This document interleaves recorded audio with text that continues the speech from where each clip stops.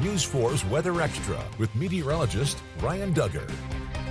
Welcome into Weather Extra. I'm holding the fort down while David is out for the next couple of days. And David actually closed the week last week with looking at the potential for rare cool nights in the 50s for later on this week. So I asked meteorologist Zach Webster to take a look at the records the record lows that we could have seen later on this week, and also when we normally see those nights in the 50s end. Afternoon highs are turning warmer, and so are those overnight lows as we get closer and closer to summertime. Let's take a look at the last night. We normally see those overnight lows drop into the upper 50s in Dothan. The earliest that last night has ever happened on record, April 21st in 1990. The latest on record, June 15th, 1995. And our normal last night, where we see those temperatures drop down into the upper 50s. Right around last night, May 18th, is normally when the last time that happens is. There's a look at normal and record lows as we get into the end of this week and into the following weekend. Normal lows in the middle to upper 60s. They jump up to that 67-degree mark on Sunday, and then some of those record lows all the way down to 49 degrees, the record low for Thursday morning. That last happened in 1993. Then as they head through the rest of the work week and into the weekend, those record overnight lows drop only into the lower and middle 50s. We will start to see some cooler air move into the region as we get into the second half of this week, but it doesn't look like we're going to come anywhere close to any record lows.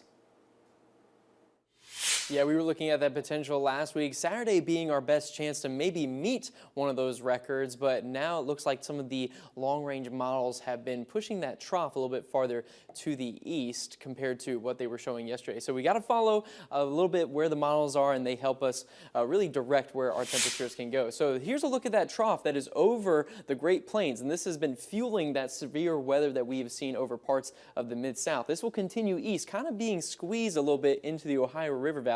And as it does, this is why we're not seeing the best rain chances for early Wednesday morning. But it'll likely start to kind of stretch back out again for the later part of the week. And as it does, it will be able to extend more of that dry air, especially for areas into the mid-Atlantic and also some of that cooler air for the later part of this week as well. And so as it does, it could provide maybe one morning in the upper 50s as well. But as we see that trough move on, we'll likely see another ridge develop for the later part of the weekend into early next week, and that will allow for more of that heat and the moisture to come back in, making things feel a little bit more cool. And so we'll likely see that drier air really making its way in later on Wednesday morning, passing that rain chance. We'll hold on to those dew points in the 50s, and we'll likely see by Saturday morning, again, our best chance to maybe see temperatures in the upper 50s, more of those dew points in the upper 40s to lower 50s making their way in. And so that will maybe help temperatures get up to the upper 50s while other areas